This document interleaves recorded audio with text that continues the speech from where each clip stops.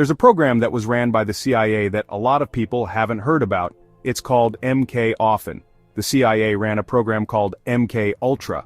Most people have heard about it, but while it was a secretive program, there are other programs even more secretive that fell under its umbrella.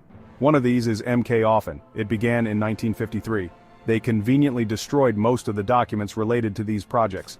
The CIA wanted to learn about mind control, but MK Often not only explored mind control, it also delved into the dark arts. Its purpose was understanding black magic. I know, sounds unbelievable, but while information on the program is scarce, it was a real thing. They hoped to use it against their enemies. MK Ultra was nefarious at best, often using different types of torture and illicit drugs in its implementation. But MK Ultra was vacation Bible school when compared to MK Often. The United States was locked in a battle of ideologies with the Soviet Union. The CIA believed mind control was a key to victory. MK Ultra was their attempt to unlock the secrets of the human mind. The project was hidden from the public eye. It remained a secret for 2 decades.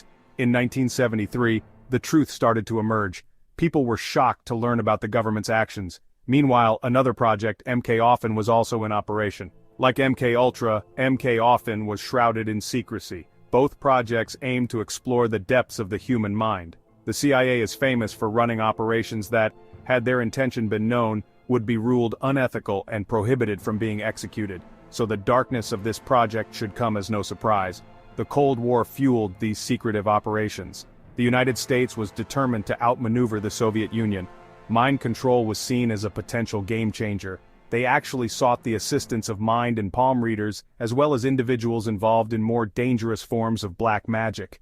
Some of the activities involved included dark rituals and seances, and as with the rest of the programs in this genre, they involved various types of abuse and drugs. Eventually, the truth about MK Ultra and MK Often started to emerge.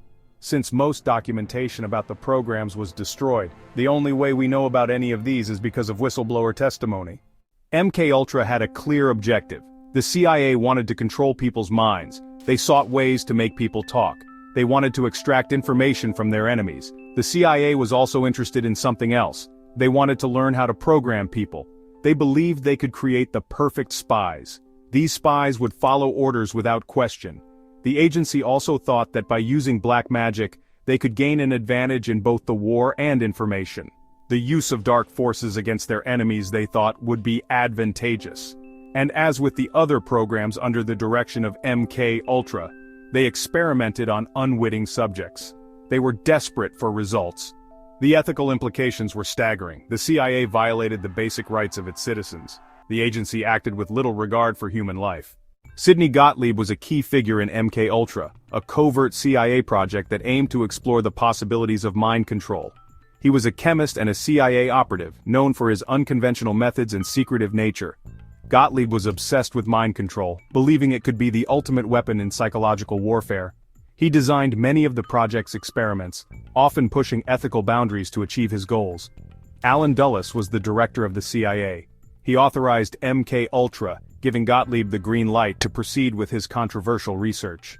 Dulles believed that any means justified the end, especially in the context of the Cold War. He was willing to take extreme measures to win the Cold War, seeing it as a battle for the very survival of the free world. Richard Helms was another CIA director who played a significant role in the agency's operations. He played a role in covering up MK Ultra, ensuring that the project's darkest secrets remained hidden. In 1973, Helms ordered the destruction of MK Ultra documents, along with those of MK Often and other similar operations, a move that would obscure the full extent of the project's activities.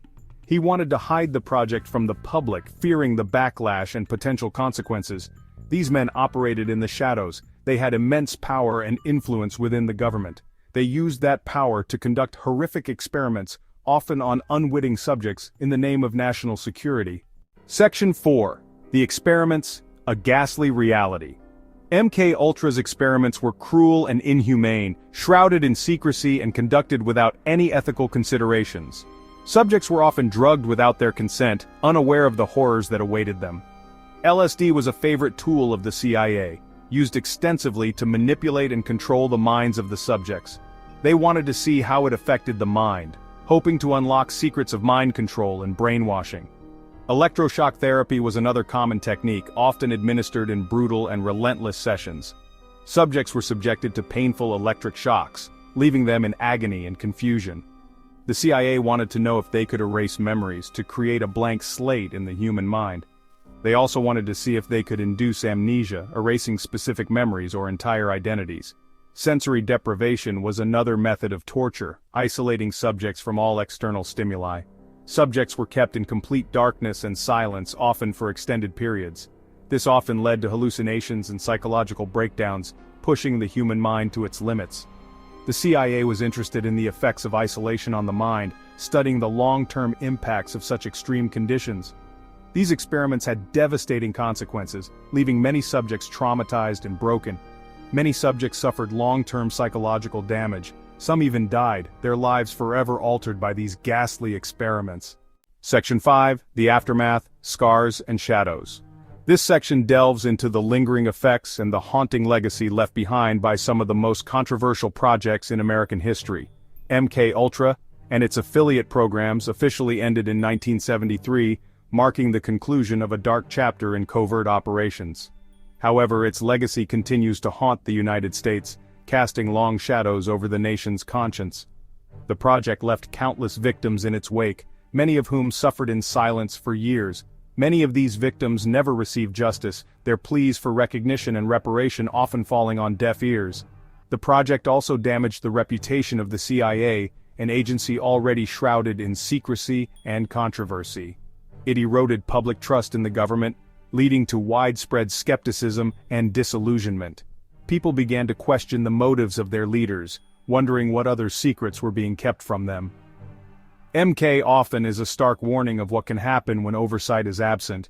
By messing with unknown powers, did they invite dark forces? Many people say yes. It is a cautionary tale about the importance of government transparency and accountability. The project serves as a dark chapter in American history, a period marked by ethical breaches and moral failings. The full extent of these programs is still unknown, but even a skeptical person would agree that it isn't good. The CIA destroyed documents, but the destruction didn't end there. We've seen an increase in black magic in our society since then. Some things are better left alone. I encourage you to explore these programs on your own. What you find may amaze you. As always, thanks for watching, and stay informed.